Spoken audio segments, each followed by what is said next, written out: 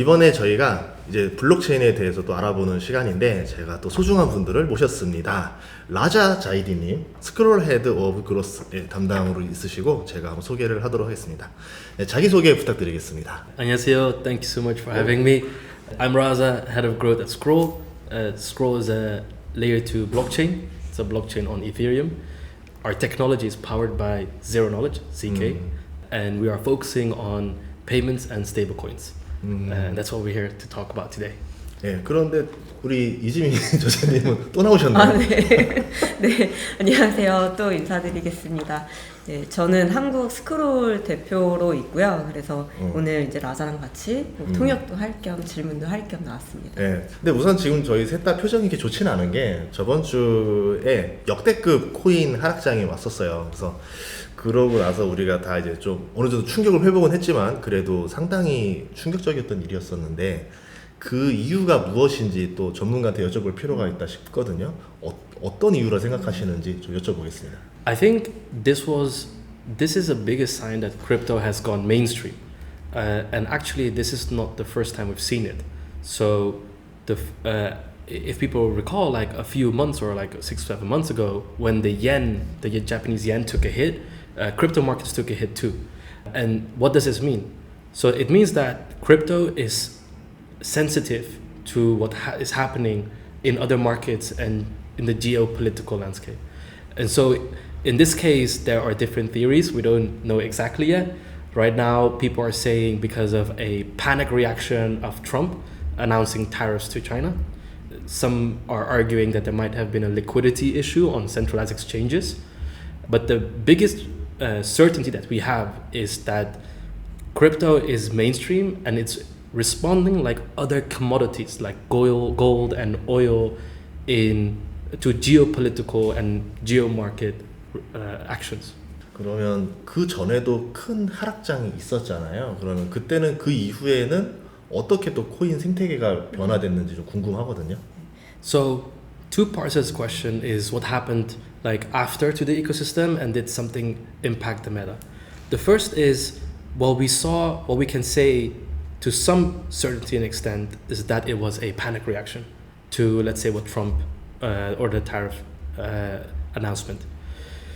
We can't say for certainty it's just that, but seeing how the recent recovery went, it hasn't fully recovered, but it bounced back pretty quickly. And historically, when there is a market crash, there's always some form of recovery, but not this significant, I would say. If you look at ETH, roughly from 4.4, 4.3 to 3.4, now stabilizing at 4.1. Unfortunately, if you look at the rest of the ecosystem, they don't recover as well as the majors. So if you look at Bitcoin, Ethereum, Solana, they tend to recover more radically. Altcoins don't recover as radically because people did lose out on funds. And usually when they make money on majors, it cycles to altcoins. So this now correlation is broken. Now that is a little bit what happened to the rest of the ecosystem. The last point is I think the interest for stablecoins went up significantly because of the experience in volatility. People do want to see upside, but also stability. So I think that's where the meta narrative is now changing even more. And we've seen that before, that usually in a crash like this, it changes towards a more stable, sound alternative. 이전에 또 코인 상승장이 있었고 또 하락장이 있었는데 이번 상승장 때 특징이 뭐였었냐면은 스테이블 코인이 굉장히 많이 주목을 받았었어요. 그리고 이제 또 다른 암호화폐들도 또 주목을 많이 받았었는데 이번에 상승장에서 주목받았던 이유는 뭔가요? 예. So I think another sign of crypto getting mainstream is big actors coming into this space. And you see financial institutions, enterprises, they're coming in crypto. But how? They're not coming in NFTs, they're not coming in meme coins, they're choosing stablecoins.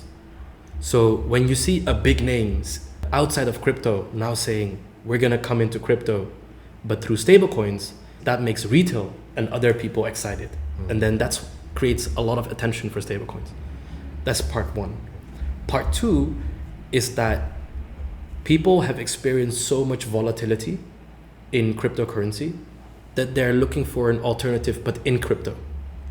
And stablecoin is the sweet spot where it allows you to participate in DeFi, other crypto use cases like payments, but not get exposure to volatility, even with major coins like Bitcoin and Ethereum. 그리고 뭐 제가 느꼈을 때도 보면은 또 뭐냐면 또 하나는 이 기술력보다는 이제 뭐 기대감이라던가 이제 소문이라던가 이제 약간 마케팅으로 이렇게 좀 그거 위주로 가격이 흘러간다 이제 이런 우려들도 많이 있잖아요. 그래서 이 문제점에 대해서는 또 어떻게 생각하시는지 궁금하거든요. Actually, in relation to the previous question, there is a third that, you know, where crypto broke out to the masses. And that is when presidents started launching meme coins. And this is a good example of short-term hype. And so it also is an example where hype doesn't last and it hurts more people. And so to answer this question, it's short-term versus long-term building. In any market, even in the early days of the internet, there were short-term products that would make a lot of money, but they died. And crypto is the next phase of internet. And in this next phase of internet, it's moving even faster. So you see a lot more products that have short-term hype. And why do they exist? Because they create people money, but they create more people losses. The two meme coins, the most important meme coin was the Argentinian meme coin. The president of Argentina launched a meme coin, people lost. Great hype, great marketing. Within a day, everything crashed. But like I said, this is the new age of the internet. And so it's always a question of short-term versus long-term building. And at Scroll, we're building for the long term. And in the long term, the internet has shown successful products where there was real value. And we are building products that are technically robust and have real value. And they will outlast, let's say, the marketing and hype and deliver products that people really use on the long term. And we can double click on that in a minute. 저는 주식 투자자다 보니까 제가 가치 투자자인데 보면은 실적 펀더멘털과 이제 이 주가가 좀 괴리가 나는 경우가 있더라고요. 근데 코인도 마찬가지로 보면은 이 기술력이나 펀더멘털은 좋은데 아직 뭔가 좀 제 가치를 못 받는 코인들도 많은 것 같은데 실제로 그런 코인들이 시장에 많이 있는지 좀 여쭤보고 싶었어요. This is a great question. Price is always a lagging indicator. And at the heart is always fundamentals. But as soon as you're exposed to the market, narrative matters too. Also for stock markets. So there are different ways to look at this. Number one is the Warren Buffett method. When Warren Buffett says, I always look at the balance sheet and the operating model, and I look at fundamentals because fundamentals catch up to the lagging indicator. Lagging indicator means that the price that you see is today, but it doesn't capture everything that the company is doing. So Warren Buffett's looking what the company is doing because he believes it will catch up. GameStop is another good example and where community now comes in. So that's the second angle. So now narrative is always influenced by either institutions or retail. GameStop came with the second one, which is where if you have enough people who believe in the brand, they can elevate the brand value. Now, GameStop was based, arguably, on a sound operating model. The first person believed that it had a sound. The last part is when you come in supply and demand. So this is market. You might not know the business model of Nvidia or Tesla, but because there is so many signals that this is a sound company, a sound investment, and they have a track record. They have been going up or down or up. You've decided to allocate capital. So essentially you're doing copy trading. You're following big market trends. So these are usually the three elements where first there are fundamentals at play, and then there's the Warren Buffett method where it's a lagging indicator. At some point, there will be a time where the price catches up to the actions of the company. Then there's community, which is the two layers of narrative, community and institution. Now to answer your question, yes, not many, but few in crypto are delivering primarily on the first layer. Many are trying to operate on the last two, primarily retail narrative, because they are for the short-term gain. So the companies or the protocols that are focusing on the long term are focusing on the fundamentals, because it's a lagging indicator. It'll catch up and then you see price going up. And I can give examples. Most are focusing on narrative that without fundamentals trying to like front run, but at some point it collapses. You're gonna give the names? So I'll give two examples. One being Scroll, but also like so. If you look at Euler is a very interesting project. They launched, but they got hit by FTX. Their TVL went from 50 to like 30 mil. Then they had a hack, and their TVL went from 30 mil to like a few 100K. They were building for 1.5 years. Now their TVL is at 1.5 billion. And so non-financial advice. They, for 1.5 years, their token was down. People said it's over. Lagging indicator. They did the hard work. Token price call. For us, it's the same. If you look at what have we been doing. So to answer the question also, why is Scroll different? We are building long-term the next value layer of the internet, focusing on products that create value for users. So looking at DeFi Cash, USX, and all of the next gen products like Garden, because these are products that users use on a daily basis and need, and behind it is a sound operating model, and so everyone benefits from this. And so for us, building the long term means building real product means that whatever the price is now is a lagging indicator and it will catch up, because it's quite simple. If Tesla doesn't make money, at some point the price share will collapse. If Nvidia doesn't make money, at some point the exact same goes for crypto protocols. 그러면 스크롤은 어떻게 좀 다른지 들어보고 싶습니다. I think our journey started with building just the best tech. So blockchain promised to be the new value layer of the internet, but honestly, the tech was too early and not ready yet when blockchain got a lot of hype. And so what we did is we remained silent and kept building. So our first phase was we built the best blockchain possible, powered by ZK, which allowed us to be very fast, very cheap, but more importantly, very secure. So that's how we started at first, being different. Extending to that right now, what Scroll is trying to do is delivering on that promise of the next value layer of the internet, where we provide access to financial assets you didn't have before, like USX. We make sure that for people who are not used to crypto, they get access to crypto very easy, like Garden, through the Garden Neobank app. Because the question is, if you have this value layer of the internet, how do you interact with it? Like on the internet, good products that have good UI, they take off. People don't interact directly with the internet protocol. They interact with apps. So how is Scroll different? We are not only building the secure value layer of the internet, but also providing users with the best UI to interact with the value layer of the internet, with the best assets to interact with the value layer of the internet. And I think something important to emphasize is, from a brand point of view, is a lot of blockchains will tell you we're revolutionizing, building new civilization. They come with very big words, but what does it actually mean? And for us, we're heads down, very reliant, resilient tech builders that build real products for real people to experience the power of blockchain, which is the real value. That's the biggest difference, I would say, with Scroll and the rest. Is like sound technology, no fancy story, but real products, real assets, real value to users now. 우선은 뭐 저희 KBW 전부터 또 알고 있는 사이였던 건데 친구인데 제가 이럴 거는 제발 좀 홍보 좀 해라.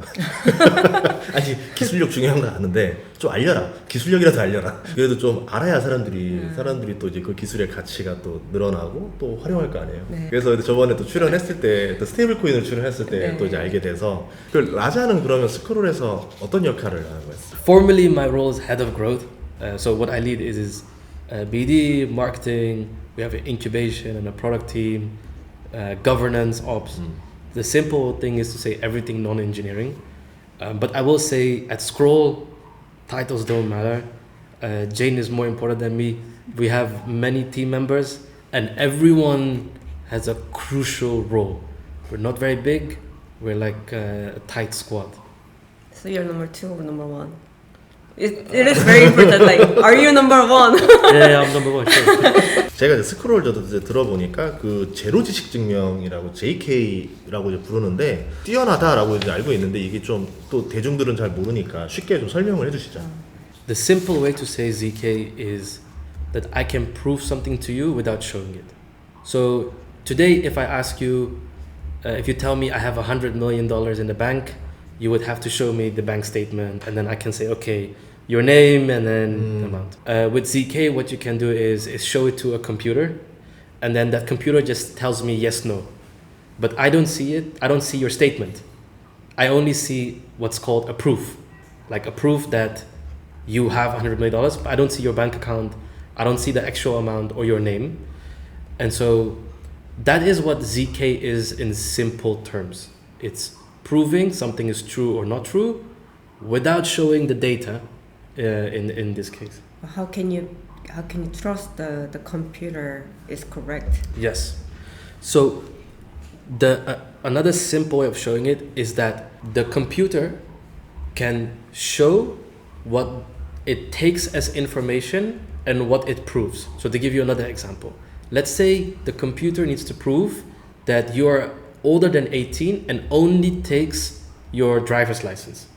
Then what you could do is, so the world can see that in the code, it checks person older than 18, and it checks that it took a driver's license because of the unique ID on a driver's license.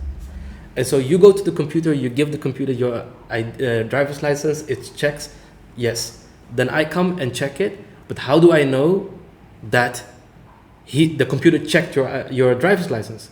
Because I can look at the code and I can see the code, oh, this code does not work unless it has an official Korean driver's license. And so I could test it by giving like a driver's license that is not from Korea, and then it would say, no, it doesn't work. Or I could test it by giving like my passport, and then it wouldn't work. But then if we put a Korean driver's license, it would work. So now I know the code works, and I can rely on the proof that it generates. 이제 어쨌든 이거 한다는 것 자체가 이 원 정보를 서로 보여주는 상태가 아닌 상태에서 증명을 한다는 거잖아요. 네. 이게 지금 주목받는 이유가 뭔지 좀 궁금하거든요. Many needs. So even though this example is simple, ZK has many use cases, from scaling to privacy. Again, going back to institutions. First reason why ZK is getting popularity is because ZK is a solution for, let's say, to give you an example, a bank could now do transactions but not show the transaction, because you wouldn't want someone to know that your wallet has $100 million in it. And so we have a solution for that as well that's powered by ZK called Cloak. The second is, let's say you're a hedge fund and you trade a lot. You don't want to show people how you trade because that's your edge. And so you could use ZK to essentially prove that funds are secure, everything is safe, the yield is real, but you wouldn't show that what you're exactly doing. And then how we use it is for scaling. And so what does it mean scaling? We process transactions very fast and very cheap. But how do you know that this transaction is correct? Because we have a separate network that is continuously proving every single move, every single lowest piece of code that this is correct. So anyone can come in and say, oh, you processed 100,000 transactions. We say yes. Well, how do I know this transaction is correct? Use ZK. And so ZK has gotten popularity because ZK has solved the issues that prohibited mass adoption. Whether it's privacy, whether it's scaling, ZK is the missing piece for blockchain to scale. 프로젝트마다 장점이 있는데 그러면은 이제 스크롤에서는 왜 제로 지식 기술을 핵심으로 삼았는지 궁금합니다. We focus on making the right choices and building the best tech, even if it's the hardest. ZK was very, very hard, but it was the right choice. So why was it hard? Actually, I come from the banking world, and ZK is applied in 1999, 2010, 2005, but ZK was usable there because you could just have very, very powerful machines using ZK. Blockchain is very difficult to do ZK. So many projects leave it. but it is necessary to protect the user. It's necessary to protect funds on chain. And so for us, we knew we have to use ZK. And you even see it now. Blockchains that don't use ZK, did not use ZK, they're coming back and integrating ZK. Why? Because you cannot scale. You cannot create trust if you don't have the highest degree of security. Blockchain is meant to remove the middleman, but that doesn't mean that you just should trust anyone. Blockchain utilizes math, so we have objective standards. You know, in the olden days, you would have a king, and the king would protect society and would guard the civilians. But the king is subjective. Then came law. Law was objective. It doesn't matter rich or poor, close or far from the king, law applies to everyone. This is the same. The bank, you have to trust, have a relationship. With ZK, it's like the law. The rule applies to everyone, but the tech, very, very difficult, which is why it's at the foundation, because we believe in trust, objective trust, universal trust, and ZK is at the core of it. This is what we call programmable trust and programmable verifiability. So programmable trust means we created the universal standard that everyone has to adhere to, i.e. everyone needs to make sure that money is set safe. Verifiability means anyone can check whether there was anything that was bad or malicious. These are the two principles that we use for ZK. 그리고 또 스테이블 코인 저자였잖아요. 네네. 그리고 또 지금 또 스크롤이고 이 두 개가 만난 게 지금 USX. 네. 이제 스크롤 위에서 발행된 스테이블 코인 USX를 이제 가져갔는데 그게 어떤 구조인지 좀 궁금하거든요. 이게 일반적인 스테이블 코인과는 또 어떤 차이점이 있을지 좀 궁금합니다. I think roughly USX is different in 4 ways. And ZK is at the heart of it. So we have worked very hard in building the best and most secure chain. And this powers the first feature, which is USX on scroll will be gasless, which means we won't need to pay gas fees to like move USX around, which is one of the biggest friction points for users. Normal users don't understand gas. Why do I need to pay for a transaction fee? The second is powered by our chain as well, and ZK, which is private. So in crypto, there are many privacy solutions, but they are very extreme privacy solutions, difficult to use. We have practical privacy, which means you can't see my transaction or my balance, I can see yours. But if regulators come in, they would be able to view to see is anything weird happening or bad happening. So these two first are powered by the chain and the hard work that we've done before. So they're extension of the chain. The next two are focused around core features that we've worked through our ecosystem. Number one is payment. So stablecoins you usually have to choose how to use a stablecoin. We want to make sure we give a complete product. So with ETFI Cash, USX will be able to use for deposit. So if you want to get yield on it and spend it when you want, you will be able to. You won't have to make a choice. So payment is the third feature. And fourth, we have a dual yield strategy. Not today, when you have a stablecoin, different stablecoins have different underlying strategies, and you can use the stablecoin to deploy to a specific strategy. With us, you wouldn't have to do that. This strategy has a market neutral strategy off-chain, delivering approximately 12%. And in phase 2, it will have like an automated DeFi strategy. So what we aim to do with these 4 features is look at, okay, what does a stablecoin need? What is like a good stablecoin? And these are the 4 core features that we essentially established. The last one is not a feature, it's more of how the stablecoin uses ZK. So this stablecoin will use ZK for something called ZK attestations. Stablecoins under the hood have capital. They have your capital, and you want to know what happened with the capital. Where is it? Is it safe? And we will have ZK attestations that essentially prove the solvency is fine, the peg is fine, the strategies are fine, so that you can't see exactly necessarily what the abstracted strategy is because we need to protect all some of these. But you know you can prove the ZK proof, trust the ZK proof that everything is okay. And so these are the core features of how this stablecoin makes difference. That's why it's called the Neo Dollar powered by ZK. 그러면은 그냥 이렇게 해서 이제 카드를 만들면은 저는 실생활에서 그냥 이거 결제를 하면은 이게 스테이블 코인으로 결제가 된다는 거 아니에요? 네, 맞습니다. 그러면 이제 스테이블 코인이 이제 테더도 있고 이제 USDC도 있고 이렇게 있는데 그러면은 지금 만든 USX는 이제 앞으로 어디에 많이 쓰일 것 같다 생각하세요? Yeah, I think it's approaching it from what can a stablecoin do and making sure that we leave the choice up to users. The first generation of stablecoins were just used as a stability alternative and for payment.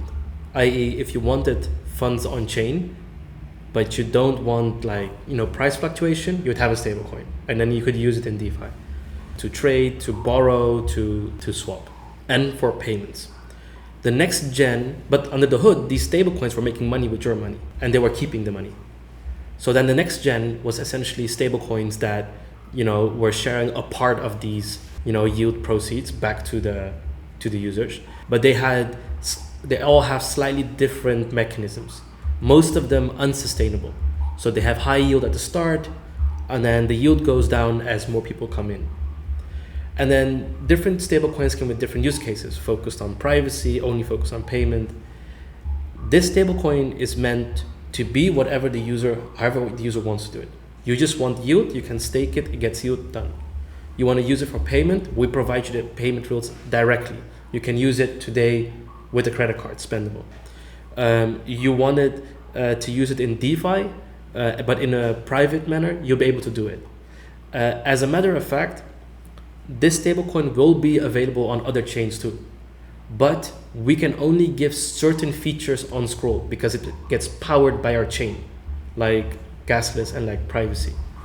But at the heart, this stablecoin is meant, the simple answer is it's meant to do it all, depending on your choice. 그러면 이제 이 스테이블 코인을 가지고 그 다음에 또 사업들을 구상하고 있는 거 아니에요?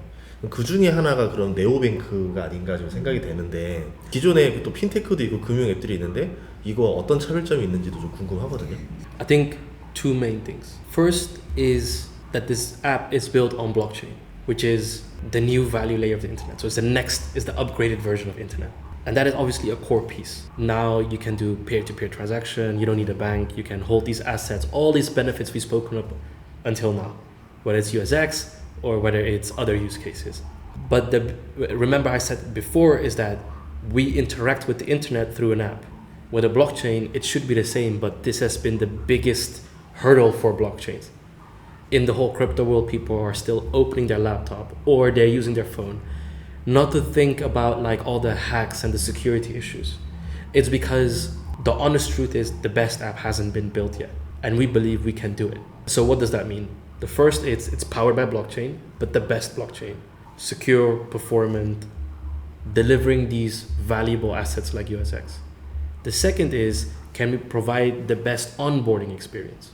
And so what does that mean? Upon launch, we will have something called virtual bank account. Not for every jurisdiction, we're gonna start slowly rolling that out.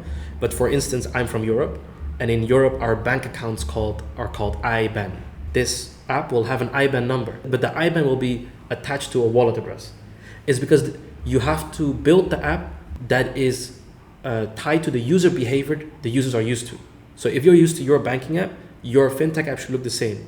Under the hood is just powered by blockchain. And so that's the philosophy of this app. It will be frictionless, seamless user experience, and then the next phase will give exposure to something like USX, which is the best neo dollar. We will have tokenized assets like tokenized gold.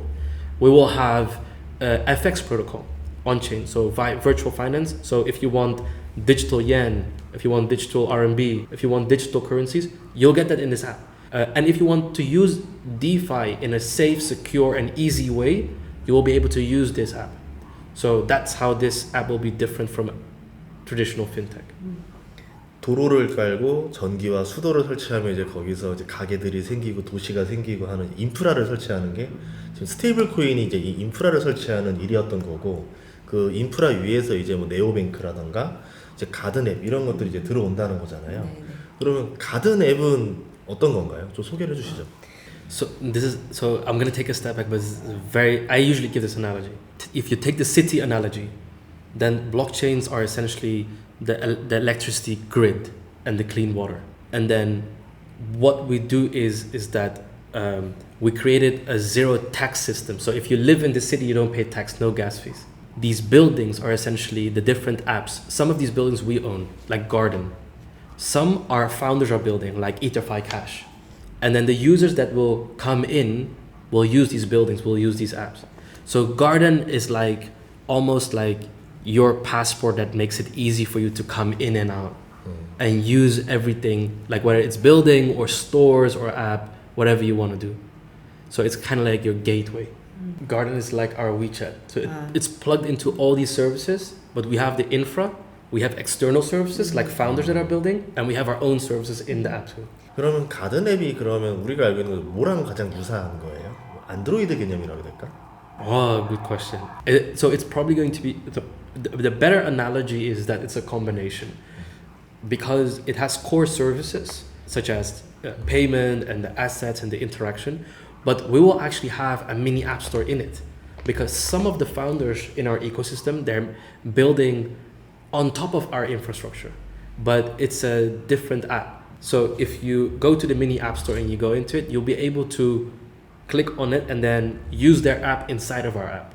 So it's a mix of the two. Because Google Play Store, you have to download before you can use it. And WeChat only has set services. With us, it's both. You have a set services and you're able to download apps within the app. 단순히 저는 스테이블 코인 저자라서 저는 스테이블 코인만 하시나 보다 했는데 이게 아니네요. 이게 시작이었던 거네요. 그러니까 지금 그 다음에 이제 네오뱅크랑 이제 가든앱 이렇게 등장하게 되면은 앞으로 스테이블 코인이 기존의 이제 레거시 뱅크 은행과 이제 한판 붙는 상황이 올 것 같은데 그렇게 예상하시는지 좀 궁금하거든요. Yeah, so I come from the TradFi world, and honestly, traditionally speaking, TradFi doesn't or rarely incubates or build their own apps like this because they were already disconnected very, very significantly in the Web2 world. So I was part of a bank and an insurance company. We've tried to build internally services, but we ran on very old systems, so it was always very difficult. So what is the route of that world? It's usually acquisition. So they will acquire or acqui-hire an app, but even then they always have inherent limitations. Why? We would acquire a team that builds like a neobank app for Gen Z. They would be part of like our company, but they would still be an entire different brand and label because there's no way the cultures could like mix, the systems were not compatible, and so it was still like a different company. So instead what happened is they built services to plug into their traditional infra, and I think that's going to happen. DeFi and TradFi, crypto and fintech or banking world, it will merge and there will be like a new industry or layer in the middle that will function to communicate between the two. And you're already seeing it with Stripe acquiring or building bridge.xyz and other types of protocols. What they're doing is they're communicating between the old and new world. They're not replacing the new world with the old world. The old world is not like, eating it up, but they're communicating between the two. Because if you think about it, so what Trump did with the Genius Act is he expanded the world and essentially said stablecoins, not only you are allowed to exist, you're part of the current financial system.